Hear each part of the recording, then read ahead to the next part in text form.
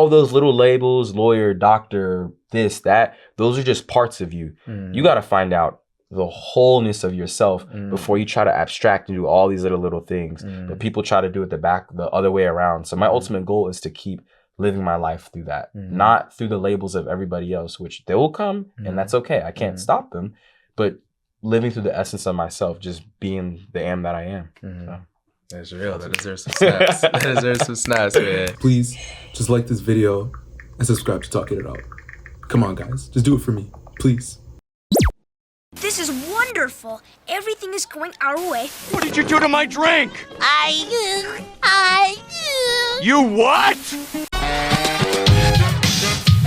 Alright, what's good, y'all? She in her mood a little bit. Welcome to Talkin' It Out, man.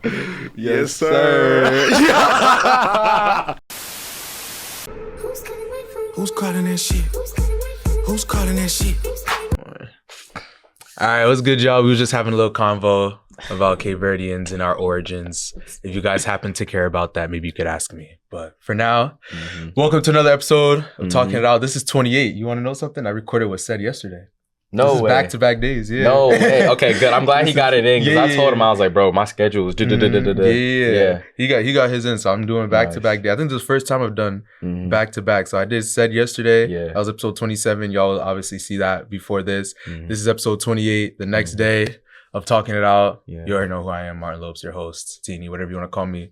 We have another guest. Introduce yourself, name.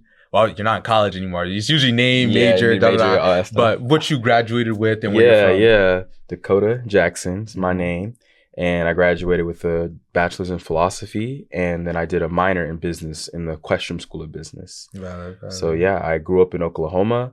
And then we moved to Texas about 2018. I have family from Texas, so I've been in and out of there all the time. But that's where I'm from. And that's a little bit about me. Damn, I didn't even know you grew up in Oklahoma. Yeah. 2018. I mean, now you've been there for a while, but like when you came to college, you were in Houston for like what, 1 year, 2 years? 3. 3. Oh, yeah, okay, 3. Yeah, 3. Before you came to college. Yeah, yes. Dang, that's not long at all. That's not long at all. I'll get into that real quick, but you're my first post-grad person that I've had. No way. You're the first. Gosh. Everybody else I've had has been within college. Like when I had at the time that I had them, they've been within college. So you're the first person I've had post grad, which is valid. We get a new insight, a new perspective. Yeah. But yeah, I guess we'll take it back from Oklahoma. Like, did you? So that's where you grew up. That's where you consider. That's where you were raised. That's where I consider like my culture, my hometown, a big chunk of my worldview. Texas obviously expanded it, but like people will talk to me and they'll be like, you don't really sound like you're from Texas. I'm like, no, you're right. I actually am from Oklahoma. Yeah. Okay. And then you moved in 2018. Was it like, so how old were you? So I was about, I want to say 15. And that would have been me going into my sophomore year of high school. Okay. How did you feel? Like, were you like, oh, I don't want to move? Oh my goodness. Because 15 is like, that's an age where you... I was devastated at first, bro. Because the big thing is because football... I really, really wanted to play football, mainly because my dad and I love sports. And I knew if we moved to Texas, I was not finna play because the teams are so crazy, big. It's a massive culture around it. And I was like fast and athletic, but like I was crying to my mom. I was like, no, I'm never able to play football again.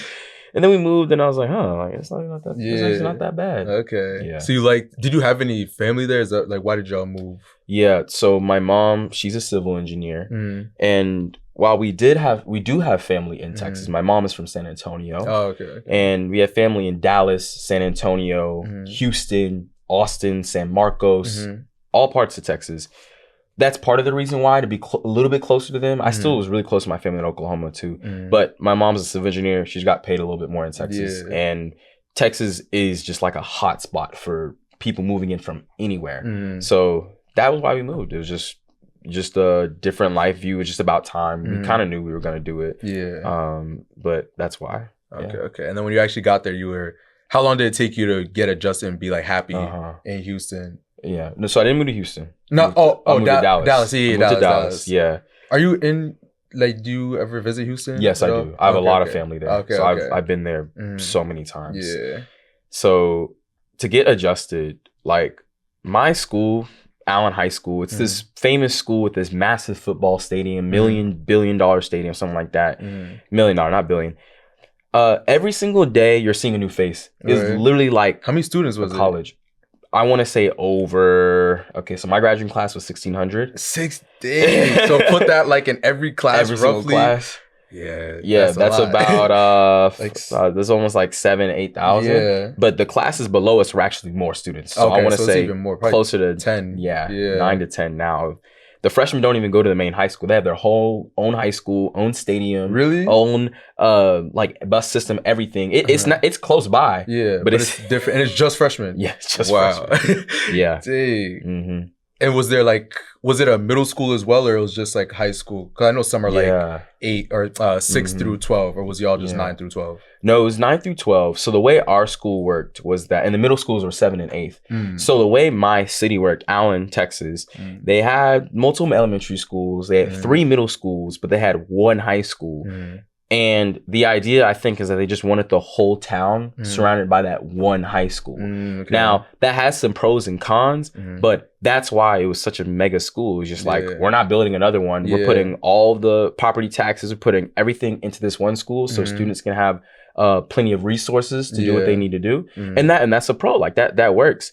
So it was just the 1 school and a few middle schools, 9 through 12, but it was basically like a college campus. Bro. What would you say is a con of that? Because my city is low-key we're going in that direction right now. Not low-key, like we're literally going in that direction right now. We have, similar to you, we have multiple elementary schools. I don't know, maybe like 10 roughly, whatever. And then we have 3 middle schools. And right now we have 2 high schools, one on each end of the city, but they're building like a mega high school in the middle of the city right now. They're going to shut the other 2 down and just make one big Pawtucket high school.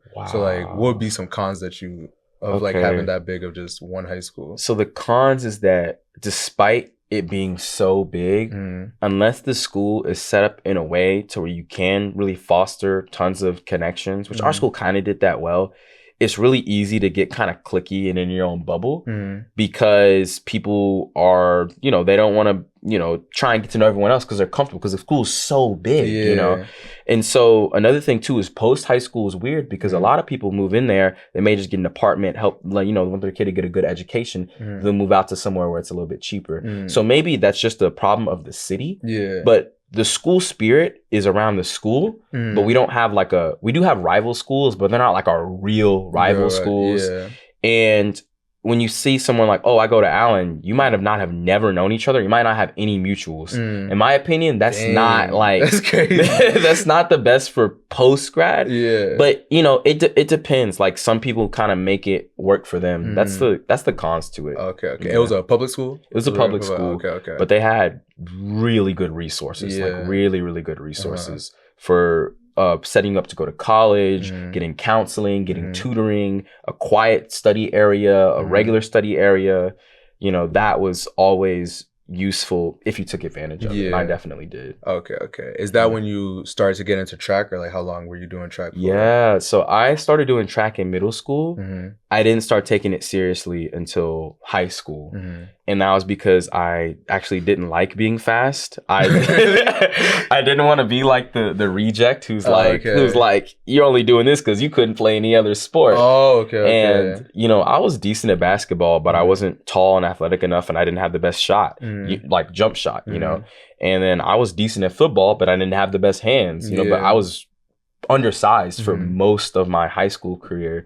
And then but track, it doesn't really matter about size. You could just be fast and athletic. And they'd always want me on the football team because I was athletic, but I wouldn't get the playing time I wanted. I also get injured. But so how long did you play those other sports until you stopped? So I played AAU basketball all my life until my freshman year of high school when I didn't make this team. And I really thought I was just gonna inch my way in, just because I was getting more athletic. A lot of the kids weren't as committed. Like it was just slowly building up. But after my freshman year of high school, I was like, maybe I'll come back to basketball, maybe not. I don't really care.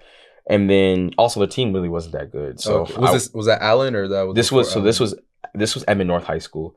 Okay. So Emmett North was that Oklahoma? This was Oklahoma. And then they have a few guys who play professional now from that school. I forgot who. Yeah, I forgot who. But Trey Young played for Norman North, and they played against Edmond North quite a bit. And, you know, he plays for the Hawks now. So, but that was in Edmond, Oklahoma. And then I played football, and then I ran track. And so, interesting story is that I was a freshman, but they wanted to move me up to varsity and JV. I didn't like that. I didn't like the spotlight on me. Also, again, I didn't want to be labeled as that fast kid. But on one of the races, one of the very last races of the season, I took the baton. I was in the JV like relay with the older guys, and you know, I got the baton as the last leg. I was supposed to be the guy. I'm sprinting 1, 2, 3, and then I wake up and I can't walk. Really? Yeah. Oh, it was a dream? No, it was real life. Like, what do you mean you woke up? I was sprinting. I closed my eyes. I opened my eyes, and I can't walk. So I tore my labrum. Oh, like in the middle of the race. Yes. Oh, wow. And my team was carrying me like all the way across. And like I just wake up in the tent. I'm like, yo, there's no way that just happened. Yo. Wait, did you ever pass out, or you just couldn't like move anymore? I didn't like pass out. Like I would, when you're like in the zone like that, like you're not like, it's like its own little thing, own little flow state. So like when I stopped running, I just thought like, oh, like I got a cramp or something, and I just closed my eyes. I was like, oh, okay, like I'm cramping up, whatever. Yeah. Nah, I woke up and like I literally couldn't walk. Like they're carrying me across, and like when I kind of woke up a little bit, it was real painful. I was crying a bit, but they carried me off the track here. They told me, then they carried me all the way to the tent, and then boom, I'm in the tent. I'm like, dang, wow, I just damn. And did that put you out for that season? Yes, that put me out for the rest of the season. Oh I was my done. Goodness, I was in crutches for 3 months. I was in crutches for a few days, for a few weeks, and then, you know, no activity for quite a few months. So. That was indoor or outdoor? I was outdoor. Oh, okay. Yeah. So it's the end of the season. Dang. Sheesh. And then you came back. Were you able to come back for your sophomore year? So that was when we moved to Texas. Oh, and then you moved. Okay. So that happened in Oklahoma. Then we pack up and we moved to Texas. And I'm just like, what the heck? Yeah, like, what am I gonna do now? Like I had a spot on varsity. Like I actually was, you know, I was one of the fastest guys on the team as a freshman, and a few other guys have been going to college. I've been making connections and stuff. And that was when I realized, I was like, bro, like this could be taken from me at any moment. Yeah. Like, like I'm gonna actually take this seriously now. And then when I went to Texas, I started taking it way more seriously. And ironically, Texas is way more competitive than Oklahoma. So like the adjustment kind of fit at the right time. But then I moved to Texas, and I kept pushing on. I was like, whoa, like I gotta really lock in. Yeah. And you were able to get a spot. Like, were you able to get a spot your sophomore year? Or was it? Yeah. So I assume a school that big would be nice at sports. They're real good. Yeah. But I was on JV, and you know, people thought I was fake injured the whole year because I still had a few hip problems. So I'd skip a few practices. But like one of the first few outdoor meets, I run like 10.85 and win legal and stuff like that. I did kill everybody in JV. And afterward, my coach is like, Dakota, I'm so sorry. Like we need to sign these forms. We need to get you on varsity right now. Like I'm so sorry. I didn't even think of it. Yada yada yada. And I was like, oh shoot. Okay, I'll take it. Like varsity as sophomore as a school that big is substantial. So I knew I had something going for me. Okay. And then, would you say your senior year? As soon was your best year? Senior year was my best year. I was running fast, but kind of injured. Sophomore, junior year. And then junior year, the summer going into it, I wanted to do club track. And I'd done club track the previous summer, and it just opened my eyes completely. Like I traveled to Iowa, and I was racing people from Florida, from freaking California. So junior year going into senior year, I was looking for a new track club because I was just like, I think I want a different style of training. Yeah. I was bouncing around club to club to club. And because I was doing that, I got hurt. Yeah. So I was out that entire summer. And then I was like, dude, like, nah, like I'm not done yet. Yeah. I answer a random DM from this guy who had messaged me way back in like April. And this is like June, July. About, hey man, like I can get you a lot faster. And I was like, okay. Yeah. If you say so. If you say so. So I started training with him. And it turns out this guy trains like NFL players. Like he trained like Aaron Donald. He trained like tons and tons of guys, and he was just a speed development coach. And so that was the summer of my junior going to my senior year.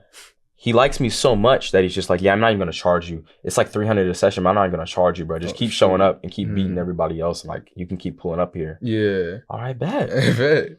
So then he connects me with his other friend who's an actual proper track coach because he knew he couldn't train me all year. Yeah. That's Coach Francis, ERI Stars. They became my team. They became my squad. I trained with him all of fall. No offers, unranked, unrecognized, nothing. I come out in January. We go 693. The next race we go 682. I go from unranked to number 2 in the nation and like number 7 in the world. In the nation? Yes. Yo, what year is that? This was 2020 January. Like your graduating year? Yes. As a senior, you were number 2 in the nation? Yes. Shit. Yeah. So you must have been one in the state. So yes. Okay. I was gonna be like, there's no way the number 1 guy happened to be from Texas. Yeah. I was gonna say, damn. Yeah. So you was 2 so you. I mean, you could continue, but I have a question after, unless you have something. No, go ahead. Ask me questions. Yeah. Like, how did you end up at BU? Because if you're number 2 in the nation, like you must have had an offer from everywhere. So like, how did you end up here? Yeah. So immediately after that, I went on a visit to Texas A&M. I went on a visit to University of Oklahoma. Prior to that, I went on a visit to Oklahoma State. The coach kind of knew my potential, so he stuck it out for me.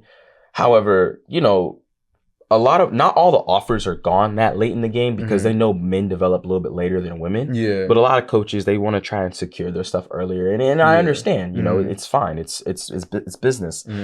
But I had those big visits, and I didn't have any big offers yet because the indoor season was still going along. Yeah. But you know, my time was coming. You know, I was talking to Baylor. Baylor was one of my top schools. I was ready to go on a visit. I knew Coach Ford. I knew he was a great guy. And I knew that, you know, there's an area in the short sprints that want us in development. The Coach Miller, he was at Louisville at the time. Now he's at Purdue. I know he had a great thing going on and was trying to build up his program as well. So I had a couple of Power Fives. I had a lot of smaller schools and non-Power Fives. But for me, you know, I was doing really well in the classroom. And I was like, I need an academic and athletic experience. BU, I really didn't know much about BU until really late in the game. Yeah. So to answer your question, I ended up here. COVID came. When COVID came, a lot of the schools' money started drying up because they wanted to keep their seniors for the year before. Some schools, I was 5th in the depth chart. Some schools, I was like 2nd or 3rd. Didn't matter. They're going to try and keep their other guys and try and get me in for a less of a cost, even though I was really highly ranked. Yeah. Granted, my outdoor season hadn't been going the best, but it was still early. It was still like March, you know, and it's cold in Texas up until like April. That's when people start dropping the fast times. COVID came, season's over, money's drying up. I'm inside. I'm like, all right, where am I going to go to school? I don't plan on going to JUCO because I valued my academic experience and I wanted to kind of hit the ground running on that. And I just knew I just needed something that was really stimulating for me. So BU really was not my first choice. However, I talked to the coach, and then my coach really stuck it out for me to get the money I deserved because I was one of the fastest in the team, and I was coming in trying to rebuild. And, you know, signed the letter, signed the deal. And honestly, I was like, whatever, you know, if I don't like it, I'll leave after a year. If I do, then I'll stay.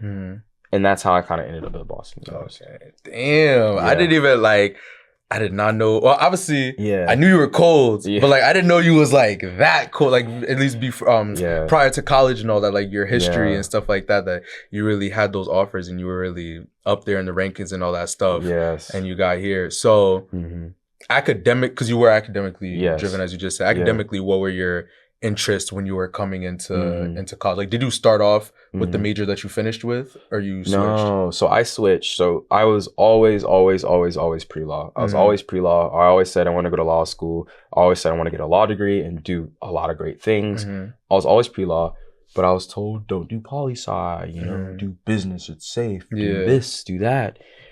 And I was like, okay, I'll do business. I didn't know BU's business school was that crazy. Yeah. That's crazy. I didn't know Questrom. I didn't know the prestige. I didn't know the rigorousness of it all. That caught me by surprise. Yeah. However, you know, I still like accepted for what it was. So I came in as business and I knew I wasn't going to go to poli-sci. Also, I was burnt out by the election too. I was tired of looking at that stuff, bro. Yeah. But I found myself reading a lot of philosophy in my free time, like a lot. Yeah. And my brain kind of just works in that way too. So my freshman year, I took my first philosophy class, and it was Suzanne Sridhar was my professor, and she's been a great mentor for me as well. But at the end of it, she's like, don't do business, don't do business, don't do business. And obviously I don't want to listen to her. Like, I need a job. Like, I need this, I need that. Like, I'm afraid, I'm scared, my parents this.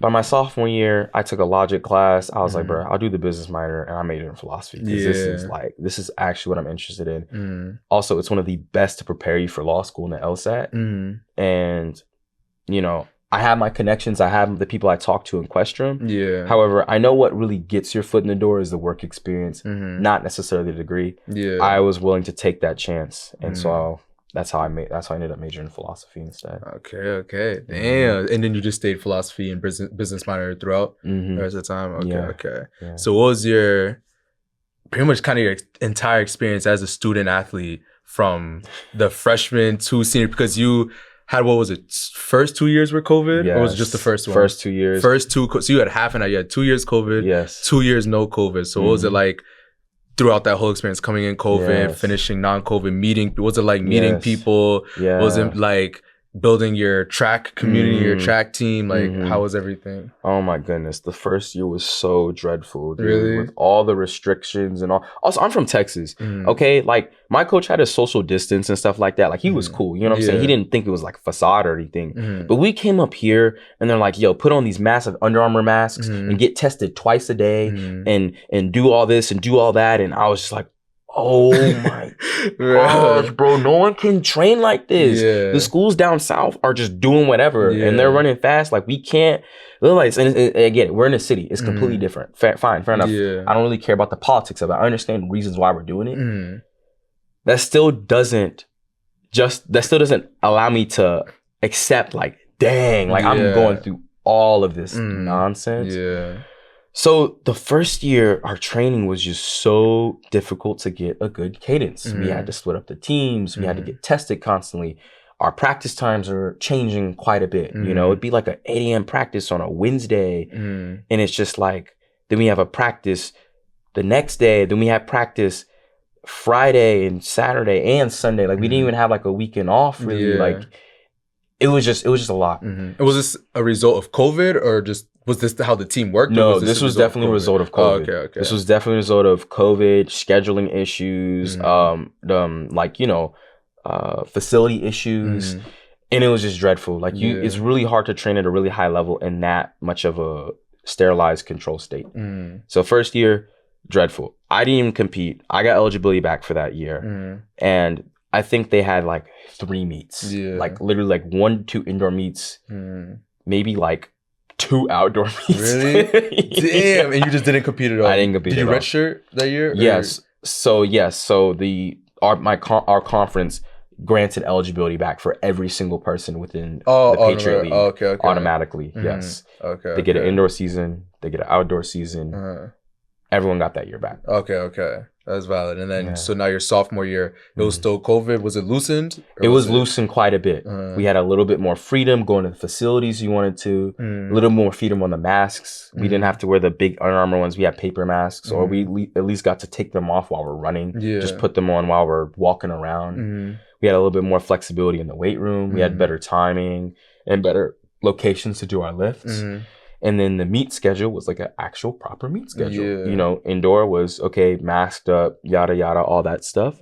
Outdoor was sort of masked up, but we had a full schedule. And it was quite much better, especially the second semester when BU started releasing all the restrictions. That was when things got much, much better in terms of a mental, like, emotional awareness state. However, we knew what had to be done in order for us to operate. And like, the institution did a really good job. Like, there's not one time athletics was like shut down because of people testing positive. Like, they had good rapport, and they're like, hey, we're doing the best we can. Please don't shut us down and shut us out. And so I commend athletics for doing that. So, but it was still rough, but it was a bit better. Okay. And then you competed your sophomore year? So I only competed the indoor year my sophomore year. Okay. And then you didn't compete the outdoor. Were you hurt, or? Yeah, so my outdoor season, I started having a lot of like knee problems, and it turns out I had this like congenital condition, a condition you kind of grow into called patellar alta. So my kneecap was kind of like popping out of place, and I'd always have kind of like knee pain, weird knee pain all the time, and it was because my tendons weren't protected by my kneecap. And so every day you're running and you're putting like 6 to 9 pounds worth of body weight on your legs. And my knee just couldn't take it much. And so I would get hamstring issues. I would get hip issues. And at the time, I didn't know what the heck was going on. So my outdoor season, right before Texas Relays, I do this one last handoff. I was also super sick that day. And, my body's tired, fatigued. They're telling us, keep going. You got to get ready for Texas Relays. Come on, Dakota, come on. I do it. I tweak my hamstring. After that, my knee used to get worse. And then they just keep getting worse and worse and worse and worse and worse. I was like, yeah, I don't have, like, my outdoor is gone. It's done, It's done.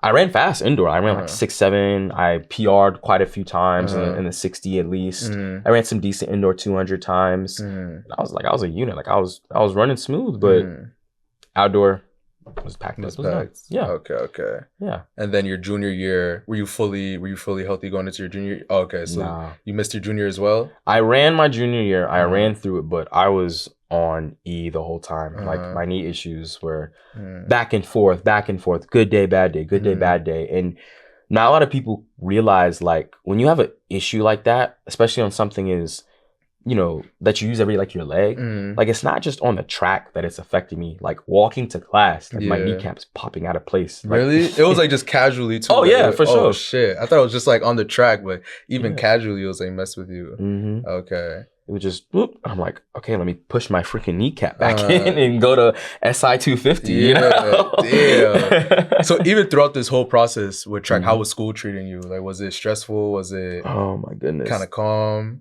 Oh my goodness. Like the first year I was in the gutter, bro. Like I was just like, and that wasn't because of the academics. That was because of the other surrounding things, track, moving to a new environment, the team itself, other stuff. So my first year, like I took it incomplete on a lot of my classes. I didn't finish a lot of my classes. Not my first year, sorry, my first semester.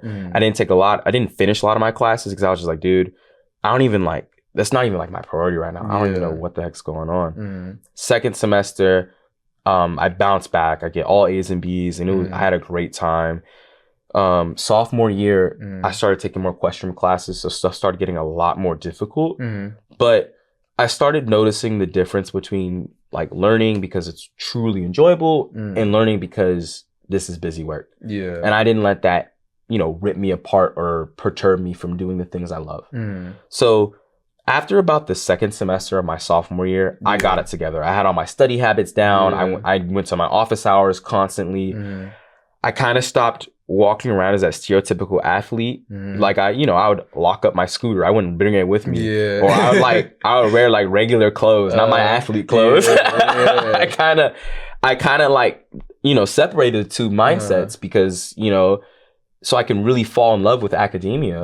And once I did that, once I took classes that I knew I'd enjoy, even if they were hard, everything got better after the second semester of my sophomore year. Okay. So that's when it really turned around for you. Damn, that's fire. That's fire. Okay. And you only did 4 years, right? Like you didn't do a fifth? I did not do a fifth year at BU. My degree was finished in May of 2024. My minor was completely finished. My major was completely finished, which philosophy is not that much. I was all done with the academic side of things. Okay. Yeah, and your senior year as far, because we never went over that, your senior year as far as track, was that one because that's when I remember a decent amount. I feel like I would always see like your name and when they would post, I would see you. Did you not win one of the Patriots? I did. I didn't post any of that stuff. People gonna see it. I'll probably post it retroactively. I won a lot of championship stuff my senior year, but what happened my senior year is that I was pretty jaded with the team and the coaching and what was going on. And I was just like, let me separate BU track from track. Let me run fast. Let me transfer. And a bit of do, I love the school. I like the city. The track is not turning out the way I'd really like it to. I just kept separating the two. Yeah. And yeah, I won. Like I was running fast. Like my knee stuff started getting significantly better because I talked to the lifting coach. Her name is Sammy, and I found this other program online of these other coaches because my injury was really unique. Yeah. So I had to do a lot of research because the literature is far behind. I took that literature, hours upon hours of research, took it to my lifting coach at the time. She helped craft the plan, and I was way better than before. Yeah. So yeah, I was running fast. I won second at conference for the 60. I didn't run the 200, but I won. I was third for the 100, and then I was like fourth for the 200. The only reason I didn't win that is because I mistook the finish line. Oh, you missed it. And I had run an open 200 in like 3 years. Yeah. So you think you would have won that? I would have won. Yeah. No, actually, no. There was one guy who was sliding from Navy. He went like 20.8. I think I would have went like 21.2 or something, but I went like 21.4, 21.5, slowing down 30 meters before. So, but yes, I did win a lot my senior year, and it started turning up because, again, I was able to separate. At that time, a little bit of a meltdown was already kind of brewing with my coach at the time. And, he was, there's a lot of stuff a lot of people didn't like and a lot of stuff I didn't like. Yeah. But I already knew the ship was falling down. And so I just try to separate as much as I can. I just try not to talk about it. I try not to express it a lot because it's a lot of stuff and it's a little bit traumatic. And at the time, I just really just wanted to run, finish, go do a master's, whatever. But senior year for me was a lot more of deciding who are you if this was the last race you have right now. And so every single race, I was looking at it with that mindset. Yeah. I don't have the coach who's not staying. I don't have this program that I'm staying at. I also might not even want to continue. So senior year for that it started out as survival and it turned into a bit of an awakening of who am I outside of track. And yes, I won a lot of stuff, but I didn't post about it because I didn't really care about the recognition. I just wanted to be happy. You just wanted to run. Hey, just wanted to run. That's real. You just wanted to run. That's real. Yeah. And then overall, like, finishing first finishing your senior year academic school and everything, just actually graduating, walking the stage, like how was that? Was it when you looked back, how did it feel? Oh my gosh. Were you ready to go? Oh my gosh. Okay, so I was still partly in the gutter because I was trying to see if I wanted to do a master's and run the following year. Oh, okay, so I was like contacting coaches, I was sending in applications, I was getting letters of rec. Yeah. So I was still half and half there. But man, oh man, as soon as I was done like racing, I was like, yo, go out and hang out with your friends, go grab some food, chop it up, like do your thing, like just like release, like it was a full release. And honestly, because my coach got removed at the time, that made it that much easier. Because I knew that I did everything I needed to do, which was speak up about what needed to be spoken up about, be a sounding board for people, and not just leave with like resentment and all that stuff. Yeah. Oh my gosh, bro. Like I got to fully enjoy my graduation, fully enjoy being a student. Yeah. Like it was so unreal. Like I was literally sitting there like, this is actually happening. Like I'm actually graduating right now through all of this stuff. It was an incredible experience. Damn, that's fire, bro. You graduated just last year. So I was a sophomore. So like I saw it. Like I saw you guys. I was friends with you guys, with some of the older graduating class. And it's like, it was fire seeing it then. And it's great hearing now. Yeah. Like that you guys are still doing good, which y'all don't necessarily know his story now, which we will about to get into. But first, who were some people? It could be coaches, trainers, friends. Like who are people that you were close with? Well, you don't have to say their names if you don't want to, but like I'll say a few names and I'll keep some ambiguous. So one of the upperclassmen, he was a super senior by the time I was a freshman. He works at like big 5 MBB consulting firms now. Like he's such a great guy, equestrian guy, ran track. His brother is really fast. Like his brother's pro now. Oh, okay. His younger brother is, but this guy, like, oh my goodness, like through my freshman year and stuff, like I could just actually talk to him, and he would actually listen and just be there for me. And not only is he a great mentor, he's a great friend, and just a great person. And I really, really respect him a lot. A lot of people in the track team know who this guy is, but he was fantastic. Uchenna, like that's my he's the same class as you, right? Yeah, he's the same class as me. Like that's my guy, bro. Like we were the only 2 freshman male like sprinters, and even though he's a hurdler, we're the only 2 for that class of 2020. Oh my goodness, like we just blended together like peanut butter and jelly, bro.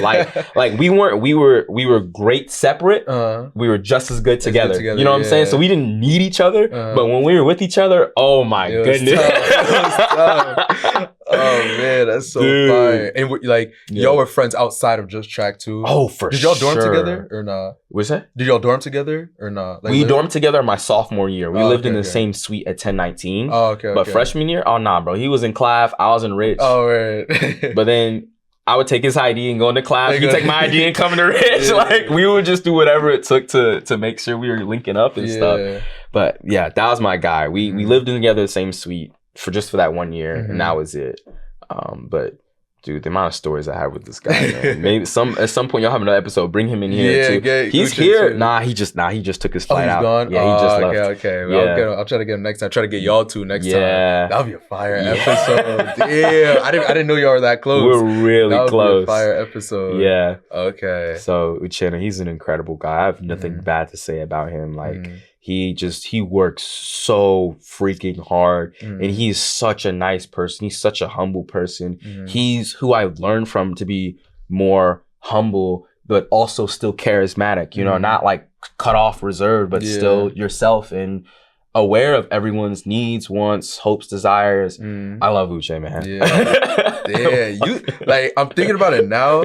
Y'all two are like the most similar people that I've ever met to. So, like, I've never met someone very much like him, but you're the most similar to him. And I've never met somebody really like you, but he's the most similar to you. If that makes sense. Like, y'all are similar to each other for such unique people.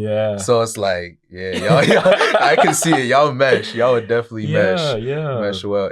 Where's he from? No, he's from Jersey. He's from Jersey, bro. Damn, that's crazy. But we run into each other all the time, bro. He has his brother lives out where I live, so he's like, yeah, bro, I'm ready to come on in, like chop it up, all that. He's Alpha, my mom's AKA, you know, my uncle's Alpha. You know what I'm saying? Like, it's just, he's always gonna be around my life always somehow. Gonna be there. That's good. Those types of lifelong friends, even post college, are important. Yeah. So yeah, Uche, the upperclassmen I was talking about earlier. I guess some of the youngins call it the track trio. Matt, Toby, Leon. You know, they're very spectacular young men, and seeing what they've been through and what they've processed and how they processed it is incredible. You know, and I'm still friends with each and every one of them individually. You know, let's say we may not have a friend group per se, but I was able to connect with each and every one of them, and I'm so grateful for that. You know, Toby and Leon, they love the sport so much, and they try their best to really soak in as much knowledge as they can and try and express it out to the world. And that's why they do the social media stuff, and that's their passion. That's what they love to do.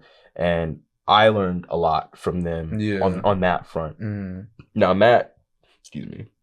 That dude's a freaking old soul, bro.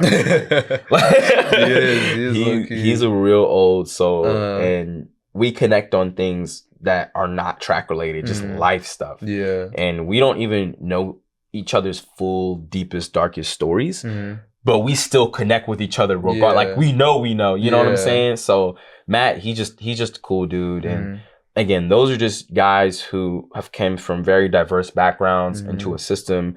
And took a chance on a system that they never known before. And while it was difficult, while they had to struggle with their own relationship with themselves and other people, you know, I also learned a lot from them too. And that's a beautiful thing. And that right there is real life. You know, like your friends aren't going to be perfect. The people in your life are going to be perfect. People are going to wrong each other. People are going to make mistakes.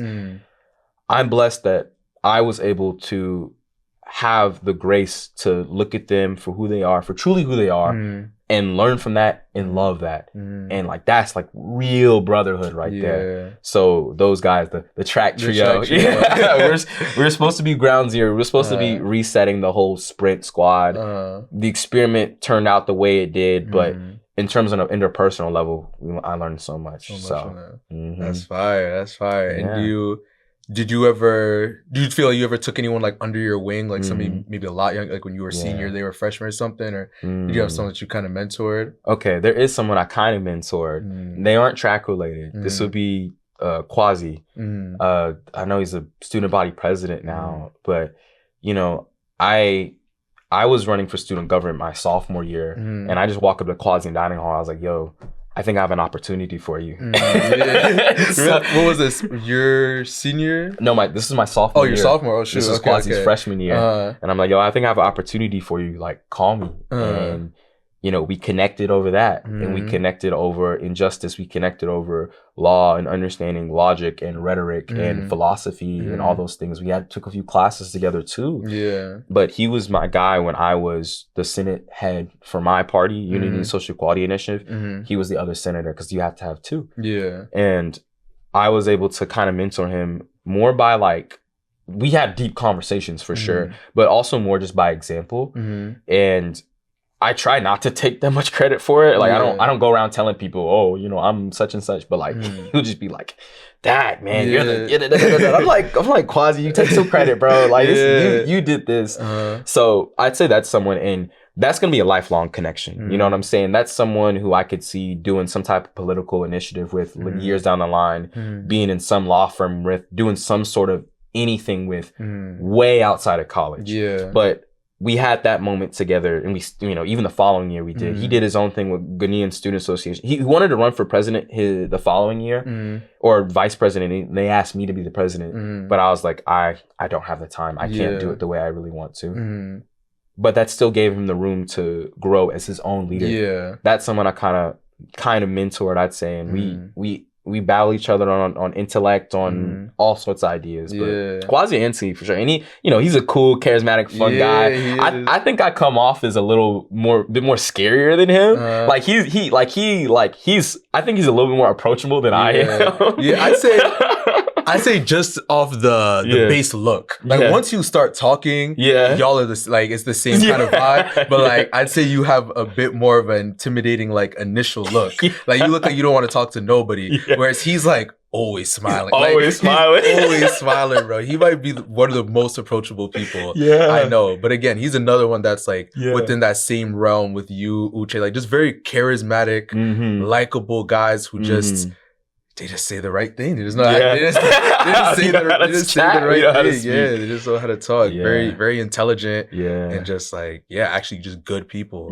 So So there you go. That's obviously I have a massive list, but that's like the real core, you know, set of people I feel like would you know, obviously have my friends like Favor, comp sci guy, cool dude, real vibey dude, Nigerian dude. He just cool. I see him like cool ass. I saw at the gala, he had some fit on it. Like he just be chilling, He just be mad cool. You right? Cool. Yeah. So you know, those my guy. Also Tariq, he's a guy. He'd be under the radar though. He working out in Chicago somewhere. I doubt you even gonna see this video. Yeah, right. But he was like me, Uche, Favor, him were like the four of us. Okay. And like we were cool dudes. Like we weren't like out doing like just gnarly crazy stuff. Like when we were together, we were gonna have a good time, having good vibes, and being ourselves. Yeah, that's fire, bro. That's fire. Man. Yeah. You're a good guy. That's right. And now more so into your current life. We talked about a little bit when we, funny enough, ran into each other at Amazon. Like I was so shocked when I seen you. It was like, what was it? However many days ago. That was like last Saturday. Yeah, it was like Saturday. I was walking out, and mind you, like he graduated last year. I knew he was going back home, so obviously I'm not expecting to see Dak as I'm leaving Amazon. I run into him, like, oh shoot, and then like I dapped him up and we was just talking, and I left that conversation really smiling, bro. It really makes me happy hearing just good stories in general. So just if you want to just reiterate it or put it in a different way, just kind of how life post grad is. Post grad, I think I have a little bit of a unique scenario because I was like, oh, I'm gonna run track, I'm gonna do this and do that. You know, I wasn't really like hounding down on trying to find a job right after graduation. And in fact, I didn't really get the opportunity to do that many internships in school because I was busy, stressed, tired. You know, it wasn't the right time, you know? So I wasn't stressing on looking for a job after. I was like, am I gonna run? What am I gonna do? 2 months in, like, so May. It was May. And then towards the end of May, I was just sitting in my room and like, I was scrambling, doing all this stuff. I was like, I don't want to do this. It's like, man, I don't want to. I'm over here like fighting, like to try and like keep running in this period of time where my foot's destroyed, my knees messed up, my hair was gray, like my teeth were chipped, like I was really, really, really cooked. And I was like, yo, and my friend gave me this advice too. So my friend Stuart, shout out Stuart. He was just like, yo, just take a year off. Yeah, damn. Pretty simple. Take great advice. Take a year off. And I was like, no, I don't want to. I'm afraid I won't run track again. Yada yada yada. He's like, you could train with your coach, or you could just come back, but just by all means, take a year off. And that's what I decided. End of May, I was like, look, I'm gonna take a year off. I'm gonna study for the LSAT. I'm gonna take it. My score is valid for 5 years. If I want to come back to track, I'll come back to track. If not, I won't. If I go to law school 2 years later, that's fine. If I go do a master's right after, that's fine. If I do a master's 2 years after, that's fine. Just something to where I'm not doing an extraneous thing to affirm my existence. Right? For some people, that could look like pushing away that big time role at a firm. For some people, it could look like, living back at home, or it could be moving out to a different city and even working like in a coffee shop or a bar, right? Like we get so caught up in what's next, what's the next thing, and we don't really account for all the things we've done before that. And I know that, these cycles are brutal, they're systematic, they kind of have a certain flow and flavor to them. But if you're ripping yourself apart to fit in that flavor and flow, you got to reiterate. You know what I'm saying? If you're, I wish I should have done this opportunity back then and now I can't do this, and you just can't sit with yourself, you're doing something wrong. So for me, right now, I literally study for the LSAT, rehab my body, and work at a restaurant with my friend, right? I've done all these dang student government initiatives.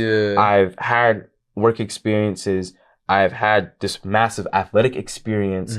I'm not scrambling to do something to convince people who I am, and even like my sweetheart, I sat in her office the year trying to tell her what to do. And, she just looks at me. She's just like, what are we going to do with you? Like, you're just an anxiety ball, you're about to explode. And what had happened was I was so stressed out that I had missed this opportunity called the Carbank Fellowship for philosophy undergrads. And they paid like $5,000 or $6,000 to pursue some philosophical venture. I was working on my startup and I got funding. I got people to code it up and I had done all the pre-work for that. She told me in January, please apply to this. The application deadline literally closed the day of my birthday. And that was the day I was in her office. And she's like, it just closed. Even though she told me to apply way before. So I just realized, I was like, yo, like, I'm not in the right headspace. I'm just pulling teeth. I'm just on E. So right now, it's about healing. It's about growth. It's about reflection. And I'm pretty healed now, to be honest with you. I wouldn't have came back to Boston if I wasn't healed up. But for the first 3 months, man, like I would just take my hat, take my freaking Camelback, and just go on walks for like 3 to 4 hours long. And like really like just sit with myself and process everything. And I remembered so many things that I wasn't able to remember while I was in school because I was so stressed out, conversations, people wanting to talk to me, people wanting to hang out with me. I couldn't even reciprocate that at the time. I couldn't even pick up on social cues because of how stressed I was. After the fact, back at home, processing that, I was like, oh my gosh, there's so much love and light around this school. But I was suffering. I inflicted my own suffering so much that I couldn't fully enjoy that. I'm not going to let that happen again. I'm not going to go do some masters running while my body's still half broken and maybe, working part-time because I didn't get a full scholarship amount and just caught in this grind set culture. If I, tell people that, hey, I'm studying for the LSAT, I'm working in a restaurant, they'd be like, oh, okay. But if I told them I'm grinding, I'm running track still, I'm working at this place and I'm doing this and that, they'd be like, wow, go get it, go get it. Inside, I might be freaking, again, I might be cooked, I might be dead. So I didn't want that for myself. And that's why I'm at home healing, reading just tons of books I want to read, catching up with friends, eating good food, rehab my body. You know, I'm looking for other little opportunities too, but like that's more of like set up for the future. You know, if I can come home, blog, make some coin, you know, and, you know, just be myself, I'm going to get back in that other stuff. Just because it's my nature. I need to take a step back. I don't need to force myself into it anymore. That's kind of the intro to what it really looks like taking that time off, going home, or you could be moving out, but just taking some side of time off. That's what it looks like. Yeah, that's fire, bro. It's even like comforting in a way, or like relaxing in a way, hearing somebody who's been through it, like you're now post-grad, me being still a junior, it's like, I think it's the end of the world if I don't have an internship. I couldn't imagine, you know, graduating and not having a job yet. But then hearing stories like you guys where it's like, I'm chilling, I'm just working with my friends, I'm just reading books, just chilling in life, and like I'm doing all right. It's comforting, like, okay. Like it'll be all right. Like I'll be good in the end of it. I'll do you one better, man. Like I have a friend who runs a pretty big startup and he's grinding. He's making tons of coin, but you know, rent's not cheap in Boston. So he's still on edge, right? And he has this degree and he has a master's and he's teaching at a school. He has all the credentials, master's, teaching, startup, everything. And he calls me, he's just like, man, like, should I go back home? Like, I just need to like, and I'm like, yes, you've already entertained the question. What more do you need to do to prove to everybody that you're something? This guy has all the things on paper. And he's just like, dude, like, I'm done. Yeah. And he's going to be like, dude, like, I'm done creating this suffering on myself. I will go back home. I will go travel for a bit. I don't need to prove to anybody anything. Yeah. So that's another, you know, even for the people who have all these accolades and stuff, like that's another example. I know another girl, you know, she worked Big Four, she worked PwC, you know, I connected with her. She's an alumni, real cool, real sweet. And she runs track and she was also pre-law too. Yeah. So she went to consulting. She got an internship prior to that. She went full time. She always knew law was the goal. And she was just like, I couldn't stand waking up and opening up my computer and closing it and knowing that I wasn't doing what I really wanted to do each day. Right? So guess what? She quit. She traveled the world. She stayed back. She worked at a restaurant, got a higher LSAT score, and now she's at University of Maine Law. Okay? I'm on scholarship at that. So jeez, you could really it just goes to show us like at some point you can choose to live the life that you want to live. Like for a long time, it feels like you're kind of forced to be in college, which even within college, you're not. Like you could transfer, you could do whatever you want. But especially post-grad, it's like you finally get the chance to live the life that you actually want to live. I think that's just the scariest thing when you are in a position where it feels like you're forced to do this assignment. You feel like you have to get ready. You have to get these grades so you could get into med school or so that you could do law school. Or like you have to get this internship so that you could get a return offer after. And it's like, it just feels like you're not, the life you're living isn't of your choice. So then finally getting to the point where the life that you live is of your choice, it must be a surreal feeling, I'd assume, or like just a great feeling of like, wow, this is what life feels like. It's paradoxical. The time when you stop like clenching so hard, right, is actually the time when you kind of let go is when all the good stuff actually starts coming to you, right? That's when all the good stuff starts coming. Now, again, there is a moment in time to kind of get in a little grind set, especially for the short term, right? But often, you know, the people who I've seen in successful positions long term, they often kind of like land there, and they may have done something in the past that was super stressful and hard, and then over time they kind of see the benefits of that, and then boom, the opportunity lands for them, right? You know, like one of my good buddies who works at Microsoft now, you know, he got that through some connections, right? And through a group that he joined, right? To get into that group, it was really rigorous, right? But he wasn't going in from the month of October to May going, I've got to get this job at Microsoft. I got to get this job at Microsoft. He was doing, okay, I'm doing this thing. I'm joining this group. I'm doing my stuff, right? I've taken into account all the things I've done before. This is stressful now. Okay, yeah, around springtime, summertime, he's you know, he's kind of like, okay, let me send this email. Let me talk to this person. Hey, I have this person you should talk to, you know. Okay, whoa. Oh, shoot, I'm first round interview, second round interview. Oh, my God, I got it. Oh, my God. What? Whoa, it happened. It just happened, right? So the more you kind of clinch to it, the more you're going to lose it. The more you kind of let go and let it flow, not just not do anything at all, but you allow yourself to just be one just for a bit. That's when that stuff kind of starts falling in your lap. And trust me, it's hard. Like you have to yield to uncertainty. You have to allow that to kind of manifest and exist. And, you know, but that's how if we want to get where we really want to be long-term wise and without regrets and without fear and without doubt, without shame, it comes from being comfortable with that uncertainty. That's real. That's real. I need to put that in a quote. I need to put that in a quote on the screen. Put that in a quote on the screen. Yeah. Real quick, I want to ask you, do you have any, do you have any crazy college stories? Oh, God. A crazy college story just to get the fun in. Of the fun part of the pod in. Gosh. Oh, my goodness. Okay. Oh, my gosh. Dang. I know you got something. Oh, man. Okay, so for my birthday, my freshman year, we had like this, it was insane. We had like this beach party all the way out at Revere Beach. Really? Yeah. Was it just like mainly just like your freshman class, like your freshman friends? It was mostly my freshman class, but there were quite a few upperclassmen. Okay, it was like 30 of us, 40 of us. Damn, yo, oh, jeez. And some took a zip car, some took the train, but we all went up to Revere, got a big speaker, got water balloons, got, you know, all the festivities, all the snacks, all the drinks, everything you could possibly have.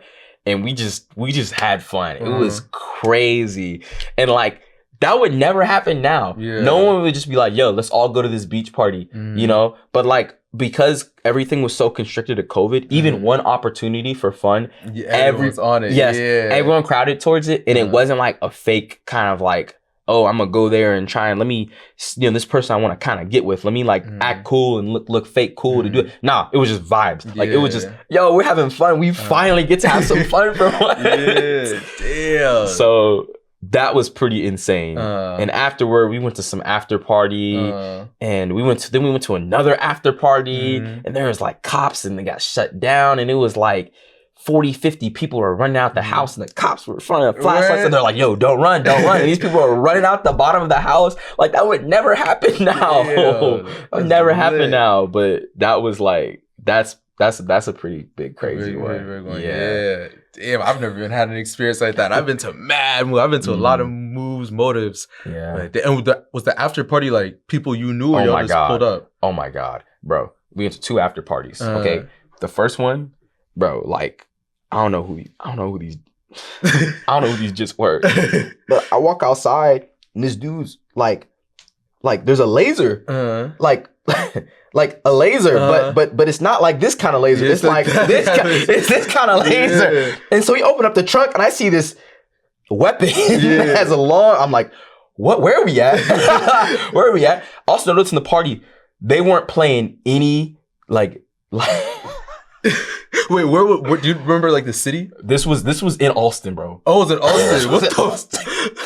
They weren't playing. Nobody was twirling. Okay, they were playing straight woo music. There was not a single GD song in there. There's no 22 Gs. There was no Blicky freestyle. There's none of that. It was all straight Pop Smoke, Fabio Foreign, and I was like, yo, bro, if I like do my little like dance and I do a little twirl, am I gonna get popped? Oh wait, it was in Austin, but like the people throwing it was black. Or were they white? They were black, Dominican, white. Oh, there's everything. Yeah, but there's everything. And they definitely did not all go to BU. Oh, okay. I get you. Yo. Yeah, bro. And did y'all leave that or y'all stayed? We left that after a little bit. And then that's when we went to this other party. And that one was like huge. Like there was like, again, 40, 50 people there. I forgot the girl's name, but she always hosts parties at her crib. But there were just so many people there. Like they had the upstairs, the downstairs, this balcony, and like the smoke detector just kept going off, and people are like smashing the smoke detector off the wall. They was not trying to hear that shit. I was just like, these people do not go to BU. Yeah. Like these people are. How did y'all stumble upon? Like, did y'all know somebody who went to BU that knew of that? Like, how did y'all stumble upon this? We would just be walking outside, and we just go in there. And like, oh, we recognize you. Okay, we in a safe environment. We know these people. Yeah. Look to my left, look to my right. Bro, what? Bro, I ain't seen it. I don't know who you are. Yes. I damn sure don't know who you are. Yes. Bro, like, I'll throw another one in. We went to another apartment around the area, bro. We went to this one. This wasn't the same day. This was a little bit after. Bro, we done went up there, and there were so many people in there. Like the floorboards were becoming like water. Really? Yes. Like people just jumping? No, like they were. I guess there were so many people, but like the floorboards were actually like caving in. Like every step you took, it was just like it was just buoyant. And I was just like, bro, like is the floor about to like collapse? Like I've never experienced this in my life, and we're upstairs too. So like I was like, bro, if this breaks, like we're cooked. I've never experienced something like that before. But that's what happened with COVID. Everyone's trying to get packed into these parties, and it was a vibe. But you always had that constant. This is gonna get shut down. It's gonna get shut down like the freaking Gestapo, bro. Like it's just out there. So damn, see, I was just out there living life. Oh my gosh, bro. I'll give another story, bro. Go ahead. Me, Uche, Favor, we blue biked to this McDonald's. I don't know where this McDonald's was. Oh, it's not even one like near here? Bro, it's Alston, but like it's deep Alston. It's not the one right there. No, it's not the one. Okay. It's not the one like off of Calm or whatever. It's like, bro, like we went over a few bridges to get that mug. I'm not gonna lie to you, bro. But like because it was COVID, like all the roads were really empty late at night. So people would bike, roller skate, skateboard, whatever. Damn, that's kind of lit. And I think Blue Bike was given a discount because it was like a student thing. And so we biked to this McDonald's and we pull up to the drive-thru on the bikes. Yo, wilder, bro.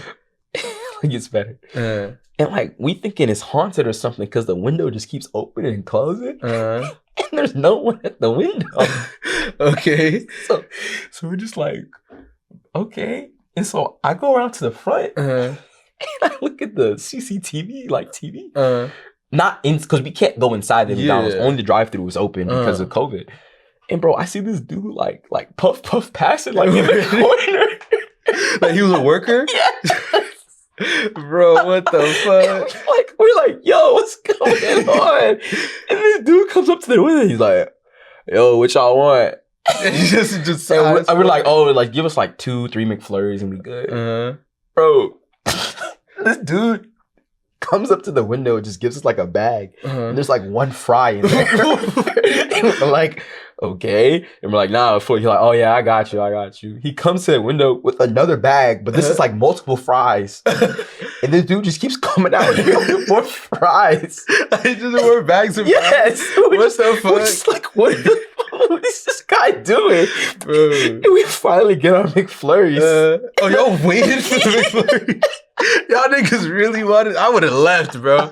Hell no. After I got that first bag, I would have cut. Bro, what the fuck? Because we blue biked all the way over there. We were just like, bro, we gonna get our stuff we paid for, bro. And this dude just kept giving us tons of free fries. We look in the window and the manager's bro. So we like, because you're like, where's his manager? Where's his manager? Oh, she's there. She's fucking too.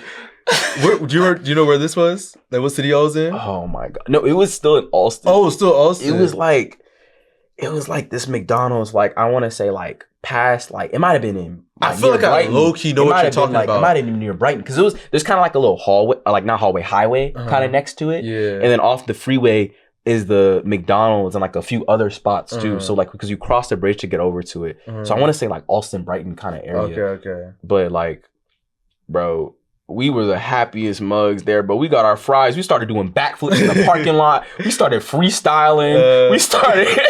What the... Y'all just as high as them niggas. Y'all was wildin'.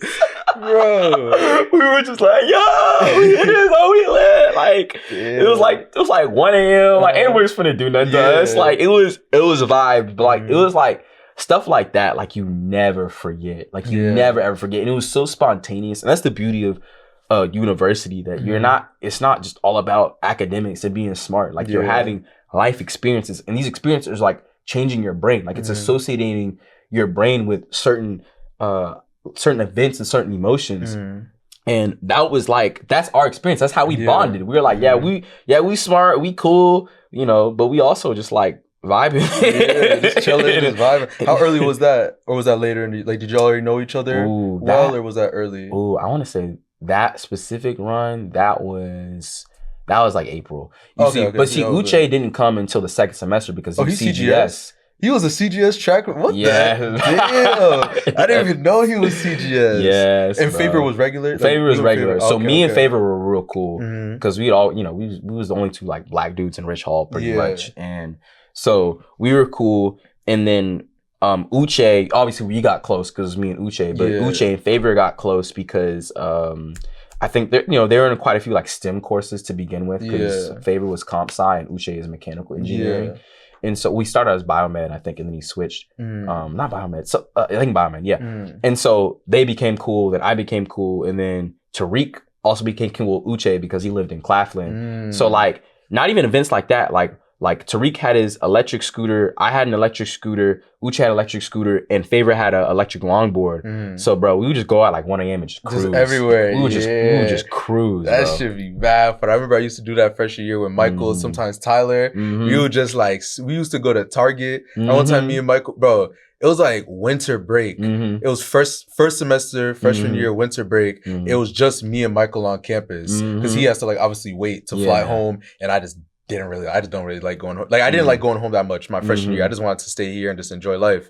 So like me and him were the only ones left on campus.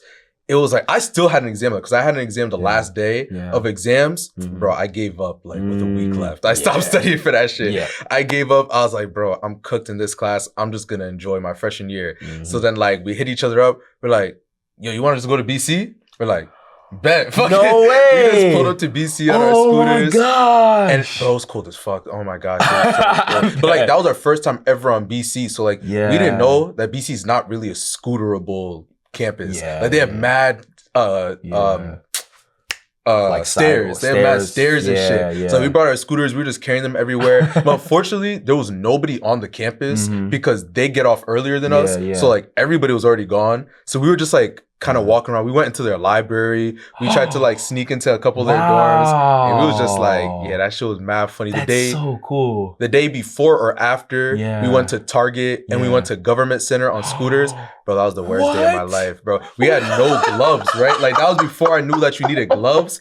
Bro, we scooted from West to Target, and then from Target to Government, and from Government back. Yo, that's we so scooted far. all that shit. Like, I actually thought I had frostbite. It was so painful because my scooter died at Marsh. And you know what happens when your scooter dies? Like, you gotta push that shit manually. So my scooter died at Marsh, and his was still going, and thankfully, the real nigga he waited for me, obviously. And then, bro, I got back in. We lived in Rich. We went upstairs. Bro, I just downed my hands in water, and I was like, literally the day after, we bought gloves to BC. We're straight to Amazon. We bought gloves. And, oh my gosh! But like you said, moments like that you just remember them. They're so funny, bruh.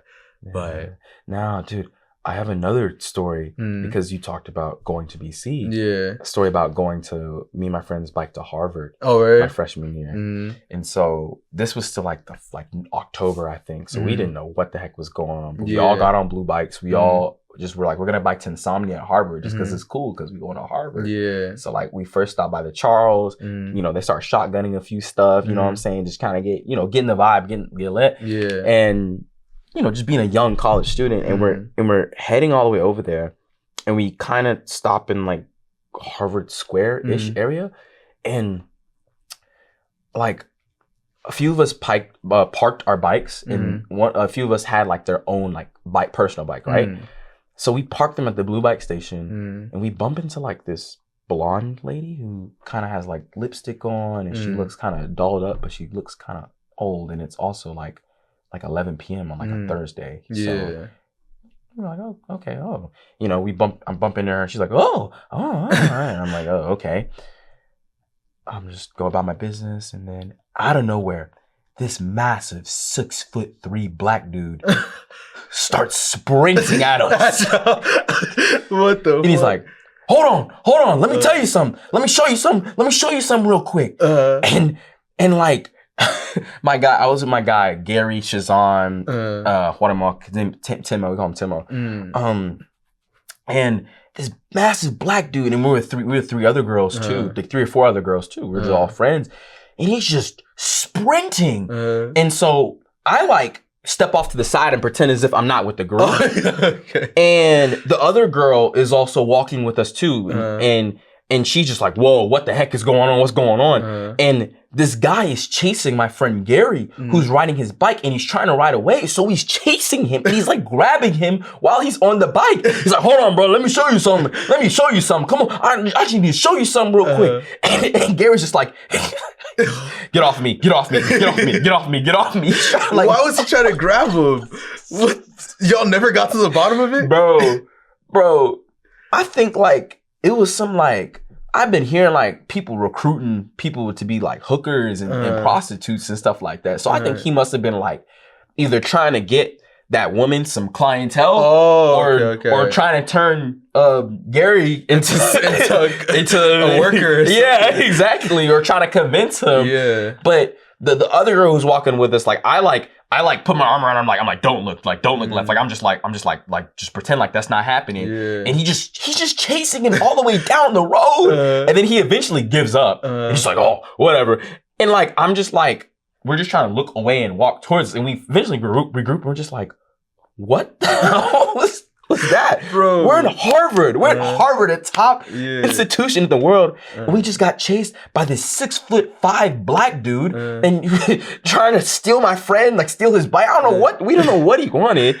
And like, I've only been in Boston for like 2 or 3 months. And like, that was one of the first experiences you had. Yeah. It's pretty unique. So you have crazy stories, like, bruh, it's like, there's too many, but like that was when I remember when you said bike to BC. Yeah. Damn. When did you get a scooter then? If you kept biking everywhere, I got a scooter my sophomore year. Oh, okay. So the blue bikes was freshman year. Okay, yeah, bro. Blue bikes freshman, because my freshman year when I came in, the first month blue bikes were free. For like the first half hour, first 45, bro, that shit was lit. We was blue biking everywhere. Like, I remember just waking up for class. I'm like 5 minutes late. No worry, let me get a bike. Just going to class, just biking to class. Oh my gosh, that shit was great. But the electric bikes are even better, bro. They didn't have those when we were riding them. Yeah, they brought them in this year. Like, they make the fucking regular bikes look like horse carriages. That shit is horrible. But yeah, anyways, I want to give you a chance if you have any questions for me or just in general, any topics you want to cover. Yeah. So we kind of already know each other because we were in a family business management, I'm pretty sure. And I kind of learned a little bit about you. Rhode Island, parents, cleaning business. Your brother also, he was comp sci as well? Or no, he was question. Okay, you got it from question. Yeah, he's like question or finance, something like that. And you were comp sci and stuff. So how's that been being like an immigrant? Your family's immigrants, right? Yeah. Okay. Me and my brother are first born here. Wow. Yeah. Like, I have older siblings that were born there. Yeah. Like, me and my brother are the first ones born here.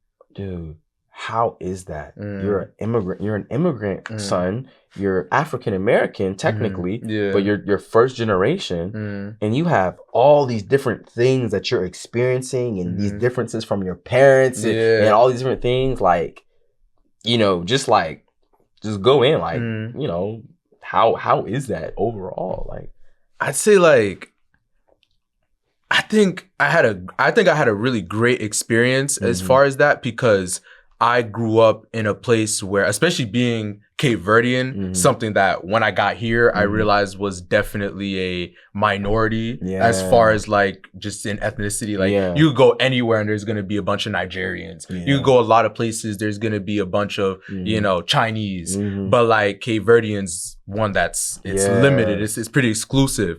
But I was lucky enough to grow up my entire life. I've always lived in the same place my whole life. I was lucky enough to grow up in a place my entire life where we were in abundance. So it's like, I grew up, I knew my language, like I know my language to this day. I grew up eating the food. I grew up with plenty of cousins, aunts, uncles, nieces, nephews. Yeah. My friends were like, most of us were Cape Verdean, and like we didn't even really render it because it's like everyone was Cape Verdean. Like it wasn't necessarily something we connected over because everyone was most of us were Cape Verdean. Yeah. So it's like we were really just chilling. That's why I honestly feel like I have a lot of like African American in me. Like once I came to BU, I realized that was like African American culture kind of stuff. But that's like me because it's like, bro, that's how we grew up. Like, I'm Cape Verdean and all of us were Cape Verdean, but like we're born and raised here. Yes. So it's like, I know where I'm from. I know all my stuff. Yes. But I was also born and raised here. Yes. Like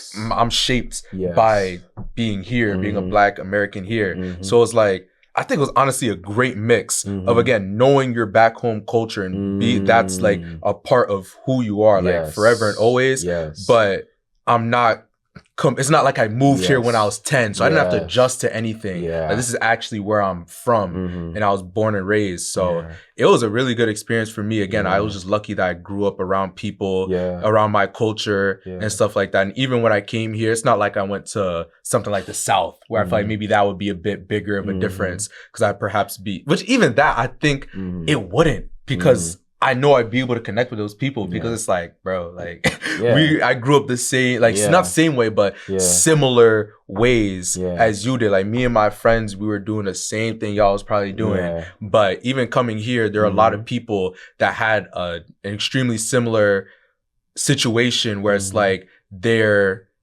first born like from, for example, Nigeria or Ghana, but they were born and raised here. So it's like they had a very similar story, just happened to be from a different place. And then even my African American friends that I've met, it's like that was really interesting when I got here because I didn't know any until I got here. Like I didn't even know, like, not even to be arrogant or not, I genuinely didn't know that was a thing until I got here. Like I didn't know that people didn't know where they were from. So I was like, oh shoot, like that's actually a real thing. I thought that I was African American. Like back, like when growing up, I thought that I would be considered African American because I was born here. But you know, my parents and everything, I'm from another place, but I'm born here, so I'm African American. I didn't know that there was like another term actually considered African American.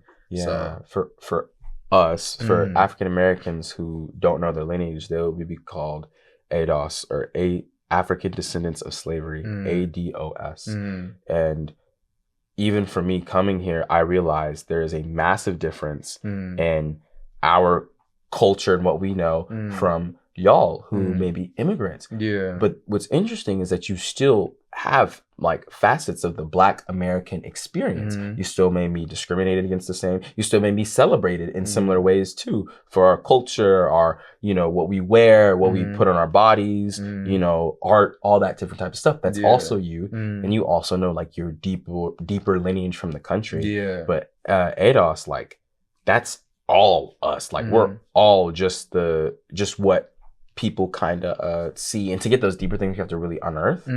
But yeah, it is a difference, and it's interesting to see that even for you weren't even aware. I wasn't. Like I actually did not. I had one friend who was like, literally, I remember the moment. Like we asked him once, like, oh, like, you know, what are you, like, where are you from? And he was like, oh, I'm from here. I'm like, nah, like yeah, you were born. I'm like, where you're? I think I was like a sophomore in high school. I was like, nah, where's your mom from? And he's like, she's from, like, she was born here. I'm like, all right, where was your grandma from? He's like, she was born here. And like we dead thought that he was just ashamed to say like where he was from. Like we thought he was ashamed to say like where in Africa he was from or where in like wherever he was from. And like I literally never believed him. It wasn't until I came here and I met other African Americans, I had like that moment. I was like, oh shit! Like he was telling the truth. Like he actually didn't know. Like we dead thought he was lying. We actually thought he was just like ashamed to say where he was from, but he actually just did not know. And not that that's like a normal thing to not like know up, like especially that far into like age, like to be 18 and still not know. I'm not saying that's like a universal thing just because I come from like immigrant parents, but like I just come from a place where we didn't have like, we just didn't have that, and I didn't know that there were people like that. So my mom showed me like my like the 8th generation great grandfather, and it's like he still was a slave. Yeah. Like not only do we not know because we just, you know, we might not be that connected familiar wise, we are, but like straight up, like our records, like they only go so far. Yeah. They literally only go so far, whether they're destroyed or they just weren't taken seriously. Yeah. Like that's literally it. Slave was like, okay. Yeah. Where do we go from here? Yeah. So, yeah. Have you ever taken like any tests? Like, do you know? I want to. My family's my family's been saying they want to do it, but I think it's really important. So I will at some point.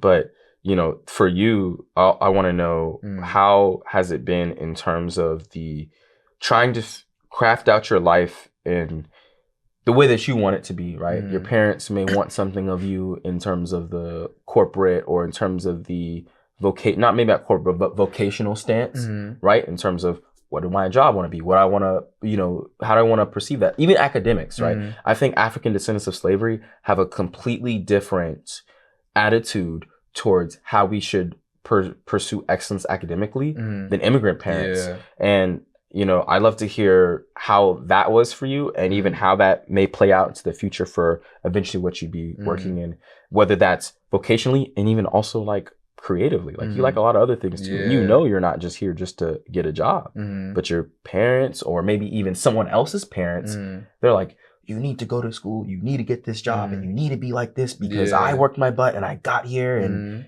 it's, you know, it's a conversation that I'd love to have with you.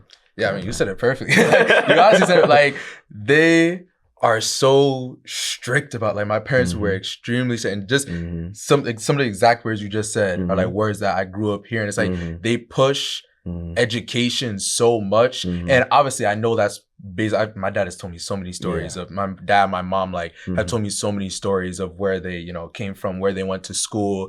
Like my mom, I think my mom only has like up to. She's extremely intelligent. Yeah. Like she's so smart. She knows so much. But I'm pretty sure she only like officially has up to like a middle school education. My dad got an associate's. He got a college, but he had to go through so much jumps and hurdles just to get that. Like, and it's mostly like financially as well. It's not even like, oh, how actually smart are you? It's it's like, nah, you just don't know and you didn't fit these specific bills and requirements. Yeah, like he literally had to move from where he was born, like what he knows, just to get more education. He had to travel, do all this kind of stuff. So obviously, if like just understanding for a person, like if somebody who's been through that, it's understandable why they're gonna now, when they have their own children, be so hard. I'm like, oh, you need education, you need this, that, there. Especially since they grew up in a time where there wasn't as much creative things. You couldn't be, you couldn't play video games and make money. You couldn't. I mean, they had like athletes, but you couldn't. Most people weren't musicians. Like it wasn't as many creative things that could really be a career. So they don't understand that. They understand, okay, education is the way out. Education is how you're going to make something of yourself. So they were always definitely strict, especially my dad. They were always strict about, you know, making sure you got to have 90s and up. That was the base. It was like 90 and up was the base. That like, if I had below a 90, I'm not like in trouble because it's like, come on, you're not gonna get a kid in trouble for an 85, but it's like, I'm not chilling. Like I gotta go home and it's like, oh my gosh. Even, like I'm dreading having an 85. Like that's how bad it was. Like I'm dreading having an 85, even a 90. Like if I had a 90, it's like, that's almost an 89. You gotta watch out. You know, you gotta make sure to tighten it up. Goodness. It's like, bro, are you serious? So it's like, oh my goodness. I mean, they never necessarily pushed a job, like a career on me. It's like, you know, do what you want. At the end of the day, it's gonna get to a point where you're a grown adult, do what you please. But as far as the whole time I was that high school, that age where I was a minor and they were responsible for me, they made sure that I was like locked in with school. I was doing what I needed to do, and I did. And I look back at it now as a almost 21-year-old. And I'm like, okay, it was worth it. Yeah. Like I definitely think that was worth it. But I'm at a point now where it's like, okay, I want to start pursuing the life that I want to live. This is like, you know, they raised me for those 18 years, but now there are decisions that are going to be made that are going to affect the next 40 years, not 18. It's going to affect the rest of my life. So I'm starting to take control of that and chasing what I really want. And Yeah, I mean, for a long time, it was kind of a switch because for a long time I wanted to be a ball player. Like I wanted to hoop. Like I was like cold. That's really what I did. Like I hooped every day. That was what I wanted to do. And I couldn't. I believe, like I very much believe, like up until my last game, that buzzer sounded. I thought I was like going D1. I thought I was gonna get, well, not necessarily D1. Like I thought that was gonna be what I did. Like I basically thought whether it was JUCO, whether it was D2, whether it was D1, like I believed basketball was what I was gonna do. And to this day, I know it wasn't because of skill. I think it was exposure, but that doesn't matter. None of that matters. But anyways, I thought that it was like. I so much believed that I was gonna make it, and then it was like it was hard on me. Like it hit me hard. Once it ended, I had no offers. I'm like, damn, like it was actually over. Like this isn't what my life is gonna be.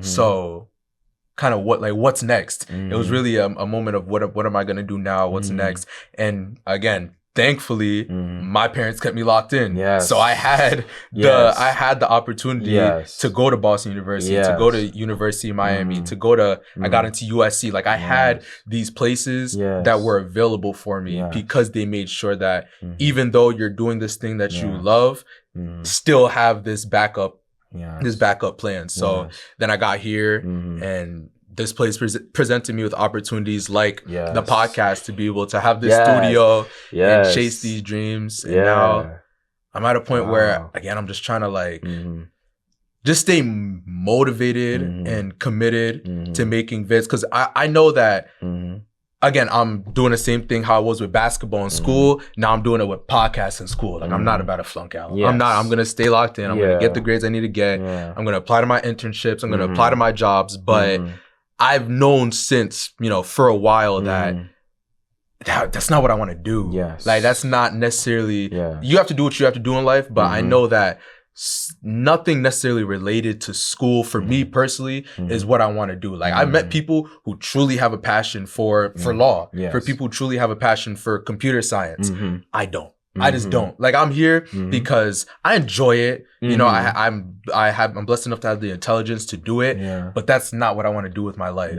So I'm just trying to really chase and go all in with the things that I do want to do in life because I don't know, I just want to live, I want to live a happy life. I want to live one that I'm proud of. And no matter what, I'll be proud of it, but I want to wake up every day and enjoy like, bro, it'd be great if I could wake up every day and make a video, make a YouTube video, post it, read the comments, connect with people, travel here, there, do a collab. Like that's what I want to do. That's the life I want to live. Walk red carpets, make clothes. Like I want to have my own like collab, hopefully with maybe Nike or something. That'd be lit. But it's like that's the life that I want to live. So right now I'm just chasing that, manifesting it, and obviously I'm far from it, but. Hey, you're much closer than you think. Okay, you literally set up a camera, have microphones, and straight up said, "This is what I want to do." 85% of people don't do that, especially at this age. So give yourself some more credit. It takes a lot of strength and vulnerability to straight up say that word for word. I have these skills and these tools, but I'm also drastically interested in this, and I also want to see where that takes me. So.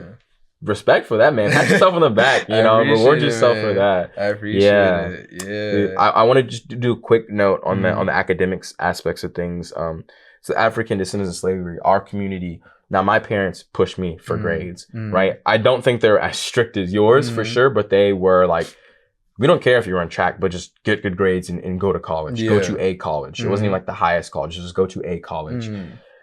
Now, my parents they're unique in that aspect, but for the greater community, African Americans, dude, like that is not like the case. Like it is not 89s or 90s or nothing. It is not even B's or nothing. It is a very lackadaisical, get a job, go to whatever. And I think that's what kind of breeds a lot of, decadent and just bored and disturbed African Americans, especially young men. They get bored. They don't know what to do with themselves, and they don't have these resources, and they also didn't have that the extra backup push to do whatever. So then they get bored and they do stupid things. And so that was I just wanted to mention, because while you were like, ooh, like it benefited me later on down the line, dude. A lot of African Americans could really benefit from that sort of mindset coming from the parents.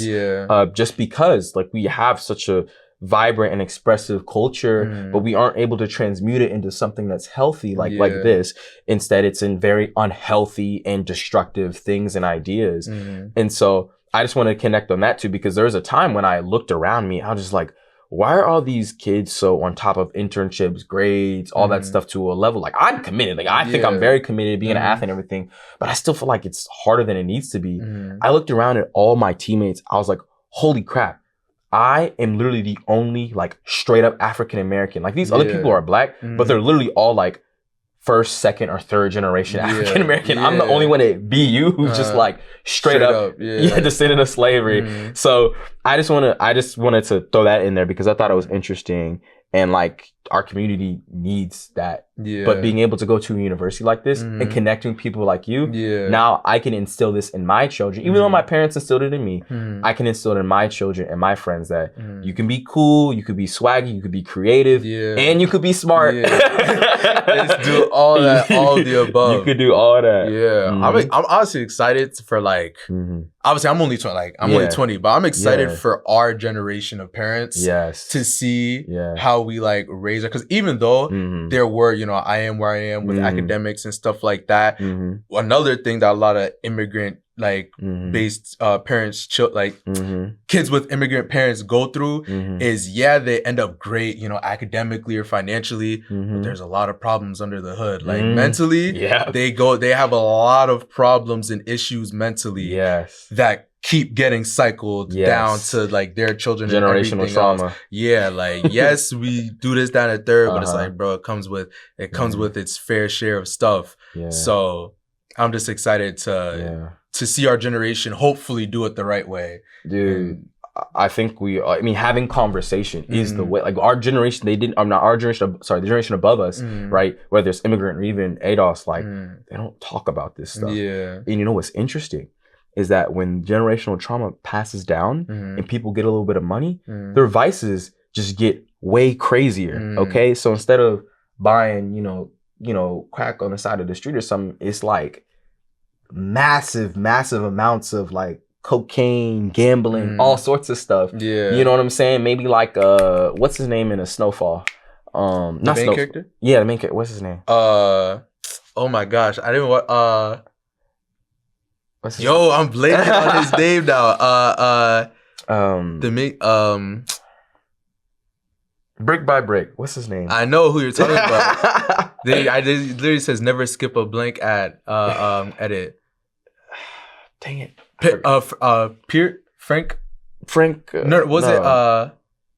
Franklin Saint. Franklin Saint. Yes, exactly. Franklin Saint. Yeah. You know what I'm saying? Like you get these dudes, they cool, they got money, they all that stuff, but like they still going through stuff. Right? And so it's our job as this generation who's getting more financially savvy and academically, attaining academic opportunities, right? To not use those riches for fueling our vices, which is fueled by our trauma. But that's the thing, is because we have more of these opportunities, we can create more pockets of healthy, trauma reduction or just healthy ways of living, right? And so it's very interesting, and I think it's a very powerful thing for our combined culture, just the diaspora in general. Like even though we had our own problems, those countries were still colonized. So they're still going through similar things, just in a little bit of a different way. But saying it, speaking it, having the camera here, having this stuff here, being able to go to the school, like that's where the healing, the growth, the potential is, and I'm excited. I'm just as excited as you, bro. To see how it ends up. I think it'll end up great, honestly, especially with our generation. I've met a lot of great people that are willing to speak up. So we have a lot of talks and stuff like on campus, like put on by clubs. It's like conversation talks and stuff like that, where it's like a topic. So I don't know if they had those when you were here, but we've been doing a lot more of those. I've been seeing. I think I've heard of them. I think I missed them a lot because of track, but like Michael telling me he's going to these and those, and like. Yes, like that's good. Keep talking. And it don't gotta be all negative too. It can be a lot of positive stuff. It could be a lot of fun stuff. It could be just a lot of interesting stuff, like that's life, bro. Like not the money, the chains, the job, all that stuff. Like cool, that's cool and all, but like connecting, communing with people, like That's it right there. That's life, man. That's life. But we're getting there. I don't want the camera. It's mainly the camera that I don't want to die because I pulled up. I knew it was this is a good stopping point for me. Yeah. But we'll get to the final couple questions. What is a piece of advice you have? You could tailor it towards a recent graduate, an athlete, whoever you want. What's a piece of advice? Oh yeah, I think I dropped a little bit of wisdom here, but you know, when you feel that. I know everybody's got it. They might have to go through the system, get the job, get the internship, yada, yada, yada, do this and that. But then when you get that little pool of that, you know, creativity or self-expression and all that stuff, you know, or that even could be, you know, that could be self-inspection to just sitting down and journaling each day. You know what I'm saying? Like don't ignore it. You know what I mean? Let it blossom, let it grow, right? Of course, you need to financially secure yourself. So don't go crazy. You know what I'm saying? Don't quit your job and work full time on your pottery thing or something like that. And you can't sustain yourself. Okay, maybe you could do that. That's not for me. Maybe that's for you. But like really, really lean into that. Like I blog now because I knew that I had a lot of stuff to say, but I needed to do it the liberty of like actually writing it down, actually communicating in a way that's not just gibberish, right? But I also don't do it because I'm trying to get followers and likes and attention. I just do it because I want to do it. And it might help a few people or it might be entertaining to some people. But everyone can do that. Everyone has an interesting story. Everyone has an interesting way of self-expression. Whether it might not be sitting in front of a camera for a few hours, but it could be writing a poem. It could be creating a song. It could be painting something. It could be going to an acting event. You know, for us whose parents have worked hard to allow us to enjoy the liberties of creative freedom, right? That's natural on the Maslow hierarchy of needs. Because we have more access to resources, we naturally want a deeper meaning, a deeper purpose. Don't run away from it. Let it fade in, let it fade out. When it comes, you know, grab it, you know, play with it a little bit, let it go away. Like, but just don't ignore it. You will dread it, you will regret it, and you will always feel like something is missing. That's my piece of advice. That's real, man. That's definitely a clip right there. Put some motivation and music behind it. That was good. And then, let me give y'all one. Teeny's piece of advice for today. Y'all know I've given like 26 at this point. I gotta change it up every time. But let me like ask you a question. Sure. You can. Yeah. Okay. Yeah. So, okay. So if you were talking to a kid who like, you know, like his head is all over the place, you know what I'm saying? Like all over. But you know, like, yo, like, why is he stressing? Like, why is he tripping? You know what I'm saying? Like, how would you speak to them? You know, this could be underclassmen, your nephew, your son or something. Like, you know, like young kids, like they like taking advice from cool dudes. Like, you're a cool dude, you know what I'm saying? so people want that, you know, like what would you say to that son, nephew, underclassman, just like going through some stuff. They just freaking out. You just like, bro. Yeah, what would you say to them? Honestly, I'd say for one, that you're not alone. It's not unusual to be like, oh my gosh, like I'm going through this, like trust me, bro. Everybody, even if you may be feeling it for the first time, because that could be a scary thing too, feeling like stress or anxiety for the first time. It's like, bro, trust me, you're not the only one who's going through it. You may look at me and think I'm not going through nothing. Trust me, I am. But to more so help you get through it, it's just like, it's gonna be all right. Like, it's really gonna be like, all it's right. really gonna be okay. It's really gonna be okay. And that's even something that it's funny because I may say that to someone, yet I still struggle with it. Like, struggle with convincing myself that it's going to be okay. But I still am going to tell someone that is going to be okay because it truly will. And to give yourself some credit. Give yourself more, not some more credit. Give yourself more credit, because a lot of times, like, we're so worried about avoiding the next L that we don't celebrate the win that we just had. So it's like, take some time, celebrate the wins that you did get.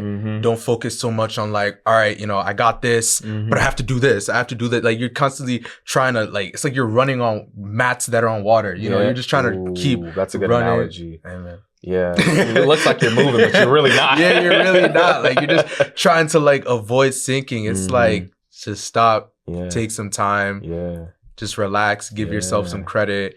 Talking to people is my thing. If you enjoy talking to people, talk to people you enjoy. Maybe reading, go read. Just it's okay to do nothing, if that makes sense. It's okay to just sometimes stop and do nothing. You know, you don't have to always be doing something, because that puts a lot of stress on yourself. It's okay to just stop and do nothing sometimes. So wow, that's spectacular. Hey, and that's coming from a dude who does a lot of stuff, bro. Like, don't discount it, please. Yeah, man. I be trying. I be trying. But again, that doesn't mean give up. Do nothing doesn't mean literally do nothing with your life. It means, you know, sometimes it's okay to just relax. It's not easy being successful. You know, nobody ever said it's easy, but it's good. It's sweet. It ain't easy, but it's sweet when you are. So yeah, man. Whatever success is to you. It is not quantified by money or anything. I mean that very vaguely, whatever it is to you. So yeah, man. Awesome. What's last question? What is your ultimate goal? And I leave that open-ended. You could just answer how you please. Wow. Ultimate ultimate goal. Ultimate goal. Oh man, I'm just trying to be me. Like, often in life, like, you get so many people trying to ascribe so many labels to you. You are a track athlete. You could be a good lawyer. You could be a good therapist. You could be good this. You could be a good husband. You could be good that. Man, my ultimate goal is just to not even have a label. You know what I'm saying? I don't even like saying my own name. I am Dakota Jackson. I do all this stuff. Nah, I would just be like, people ask me, like, what are you? Are you Christian? Are you this or that? I just be like, I am that I am.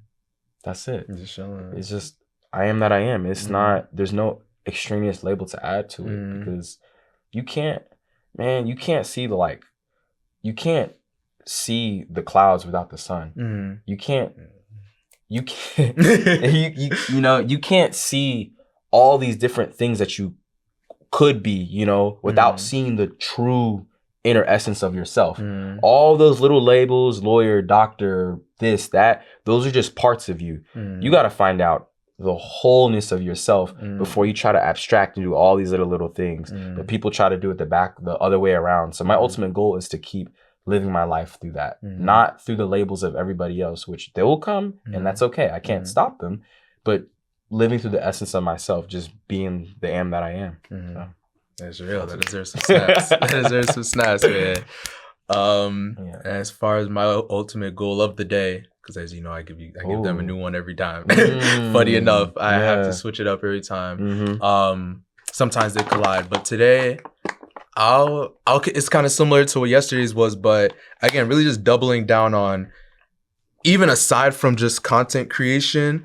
Like, I think I was telling you the day I was walking to the train station. I believe I was telling, I'm not sure, but maybe I'm mistaken. But like, I don't necessarily have a passion for specifically making a YouTube video or specifically making a podcast. I have a passion for the impact that I intend for these podcasts to have and for these videos to have. That's what I truly love and have an impact for. And I chose the avenue and the route of YouTube and TikTok because I feel like that's the best, like, platform for the kind of impact that I want to have. It could have been politics. It could have been I could have been a cook. I don't know. Maybe I wanted to show it through my food. I don't know. But like, this is just the avenue that I chose to go about it. But my true passion is having a positive impact on people, listening to people, giving people a platform to tell their story. Like, how often I have 28 episodes to tell you guys all about me, but he has one, you know, hopefully more in the future, but he has this one opportunity. So just giving people a chance to speak, and even if it's without a camera, like, this is truly how I am. Like, I actually enjoy just listening and speaking to people. It's not just for, you know, views or whatever it may be. So this is like actually what I have a passion for. Even sometimes people ask me like, oh, you know, what do you want to do? I gotta say like, oh, I want to be famous, just to give them like a quick, like, but it's like, y'all, I promise you, I don't actually like, I'm not like a, you know, 2008, oh, is it dead? I think it's getting there. I'm gonna hurry up. I'm not trying like a 2000. Like I'm not like Britney Spears. You know? I'm not like trying to like I want to be fit. It's like I say that because I guess that'd be the result of what I'm doing, but that's not actually necessarily my passion. Like I want to be famous, but that's just a result of what I want to do and what I want to achieve. So. Yeah, I'd say my ultimate goal is just having that positive impact that I intend for my videos and everything that I put out with my videos and just in general with life to have a positive impact on people the way that I intended. So yes, sir. Yeah, you saw the light, man. Yeah. I saw it. Sorry, man. I'm not trying to point it back to me. What you said was gold. I'm just envious now because you said exactly what I was like. He's living his ultimate goal. Hey man, I'll try it. Yeah. But yeah, that's episode 28 of Talking It Out. I hope y'all enjoy. I hope it's still recording. I don't actually know how this camera works. I think it is though, because I see the red borders. But my name is Martin Lopes, Teeny, whatever you want to call me. You know where to find me. Talking It Out on Instagram, YouTube, TikTok, Spotify. I have a Discord now actually too. Join the Discord. It'll be in the link everywhere. Watch my videos. Tap in. You go ahead, shout yourself out. Yeah.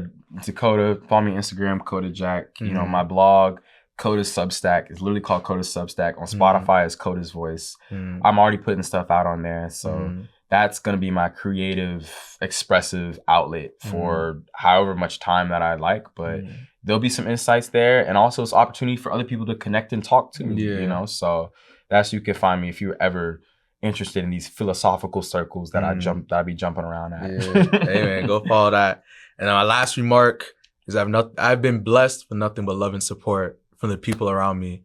He steady be supporting me. He has no reason to at all, but he only supports me. And that goes for a lot of people in my life. I'm not one of those people who's going to walk around saying I was most hated. I was da-da-da-da, because I really wasn't. Since I've been back, since my days back home, through basketball, through my videos, I've had nothing but love and support. And I truly appreciate that so much. So keep people like Dak around you. Keep people like everyone else around you. It keeps you going. It keeps you pushing even when you think you might not be doing the best job. They remind you that you are. So keep going. And you're doing a good job. Catch y'all on the next one, man. Deuces. Please, just like this video and subscribe to Talkin' It Out. Come on, guys. Just do it for me. Please. If you haven't done so already, make sure to subscribe, like this video right now, and turn on the post notifications. I know I just reminded you. Do it.